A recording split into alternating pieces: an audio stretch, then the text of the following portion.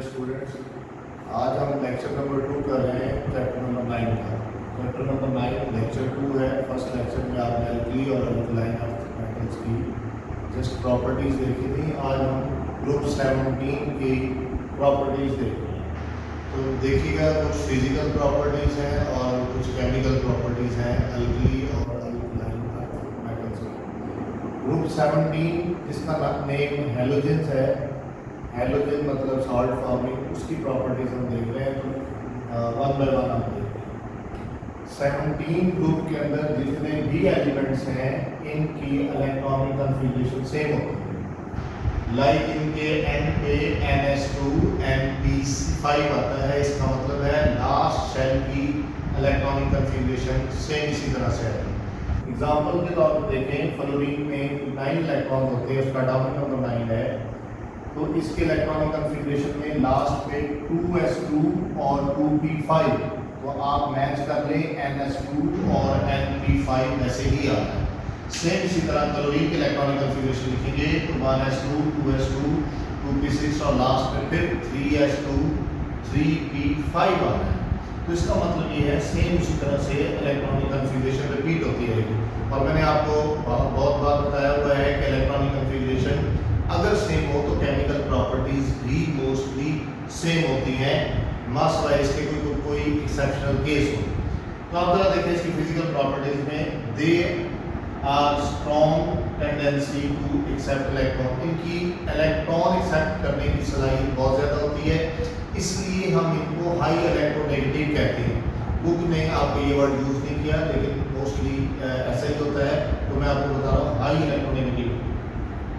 They exist as diatomic molecular form, यानी Cl2 Br2 F2 इस form में रहते हैं, इसलिए इनको डायटोमिक मॉलिक्यूलर फॉर्म में ही रहते हैं। They are very reactive non metal, यानी नॉन मेटल्स में हाईली रिएक्टिव नॉन मेटल्स हैं। ये मेटल्स के साथ रिएक्ट करके मेटल हैलाइड्स बनाती हैं, ऑक्सीजन के साथ रिएक्ट करके उसके ऑक्साइड्स बनाती हैं, इस तरह से बाकी कंपाउंड एलिमेंट्स के साथ। एटॉमिक रेडियस, नेक्स्ट वाला एटॉमिक रेडियस, मेल्टिंग पॉइंट और बॉइलिंग पॉइंट। अगर आप डाउन द ग्रुप आप जाते हैं, टॉप टू बॉटम आप रेड टेबल में जाते हैं, तो 17 ग्रुप की ये प्रॉपर्टीज इंक्रीज होती हैं, मतलब बॉइलिंग पॉइंट बढ़ जाएगा। आप देख लें, फ्लोरीन जो है पहले केस में ये गैस है और आयोडीन जो लास्ट पे है ये सॉलिड रूम टेम्परेचर पे, ब्रोमीन जो है ये लिक्विड है। तो इसका मतलब है आप डाउन द ग्रुप जा रहे हैं तो इनकी फिजिकल स्टेट चेंज हो रही है।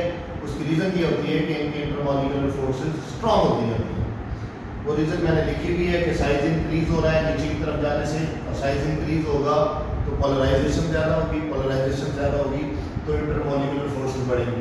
तो वर्ड पोलराइजेशन बुक ने यूज़ नहीं किया, लेकिन इंटर में आप यूज़ करते हैं, तो मैंने आपको थोड़ा सा ये समझाया।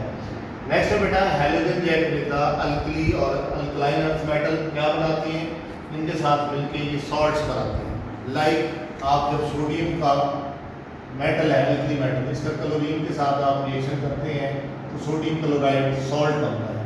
ब्रोमीन का आप चलें और बना लें, सोडियम मेटल का आप ब्रोमीन के साथ रिएक्ट करेंगे ब्रोमाइड के साथ तो सोडियम ब्रोमाइड यानी सॉल्ट बनाता है। तो सारी की सारी ये जो अल्कली हेलोजेंस हैं ये अल्कली मेटल के साथ मिलकर सॉल्ट्स बनाते हैं। नेक्स्ट है बेटा रिएक्टिविटी, आप ग्रुप में टॉप टू डाउन जाए तो इंक्रीज होती है, तो ये कंफ्यूजन ना करिएगा। मैंने यहाँ पे कहा है कि फिजिकल प्रॉपर्टीज इंक्रीज होती हैं, मेल्टिंग पॉइंट, बॉइलिंग पॉइंट और इनके इंटरमॉलिक्यूलर फोर्सेस, ये सारी फिजिकल प्रॉपर्टी होती हैं। जब हम ये रिएक्टिविटी की बात कर रहे हैं तो इसका मतलब केमिकल प्रॉपर्टीज की बात कर रहे हैं, तो केमिकल प्रॉपर्टी इनकी डिक्रीज होती है डाउन द ग्रुप। उसकी रीज़न ये आपके सामने है, क्योंकि आप जैसे जैसे नीचे जाएंगे उसका साइज बढ़ेगा, जैसे साइज बढ़ेगा तो इलेक्ट्रॉन को एक्सेप्ट करने की टेंडेंसी कम होती जाएगी। अगर कम होगी तो रिएक्शन का रेट और रिएक्टिविटी कम हो जाएगी। कलर की बात करते हैं तो फ्लोरीन जो है वो pale yellow colour natural colour है इसका, क्लोरीन जो है येलो ग्रीन में, ब्रोमीन जो है रेड ब्राउन में, आयोडीन शाइनी ग्रे क्रिस्टल्स होते हैं, क्योंकि पहले बता चुका हूँ कि सॉलिड्स होती हैं। मेटल हैलाइड्स की जहाँ तक बात करें, हेलोजन जब मेटल के साथ रिएक्ट करते हैं तो मेटल हैलाइड्स बनाते हैं। आप इन्हीं को मेटल हैलाइड्स कह सकते हैं कि एक मेटल है दूसरी हेलोजन है, तो मेटल हैलाइड्स कहलाएंगे। और फिर उसके बाद इनके बेटा हम डिटेल में ऑक्सीडाइजिंग एजेंट के तौर पे या ऑक्सीडाइजिंग पावर की डिस्क्रिप्शन करेंगे नेक्स्ट लेक्चर में। लेकिन मैं बता देता हूँ ऑक्सीडेशन क्या होता है। जब भी कोई एलिमेंट किसी एलिमेंट इलेक्ट्रॉन लूज करता है तो हम कहते हैं कि ये ऑक्सीडेशन हो रही है।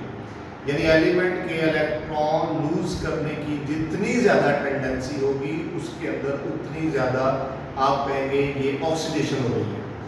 लेकिन ये इलेक्ट्रॉन कोई दूसरा एलिमेंट रिमूव करवाता है जिसकी वजह से वो रिमूव होता है, तो जो इलेक्ट्रॉन जितनी तेजी से एक्सेप्ट करता है वो दूसरे को उतनी तेजी से ऑक्सीडाइज करवाता है। इसलिए हैलोजेंस, ये जो इलेक्ट्रॉन लूज हुआ है वो क्लोरीन उतनी तेजी से एक्सेप्ट करता है, इसलिए हम कहेंगे कि क्लोरीन ऑक्सीडाइजिंग एजेंट है। इसमें सोडियम का ऑक्सीडेशन स्टेट यहाँ पे 0 होता है, यहाँ पे +1 होता है, तो ऑक्सीडेशन स्टेट बढ़ जाए तो हम कहते हैं ऑक्सीडेशन हो गई है, इसलिए हम कहते हैं ये ऑक्सीडाइजिंग एजेंट्स हैं। और उनकी एजेंट्स की पावर जो है वो तरतीब से लिखी है। क्लोरीन की सबसे ज़्यादा है, ब्रोमीन की उससे कम है और आयोडीन की उससे कम। ठीक है बेटा, नेक्स्ट इंशाल्लाह लेक्चर में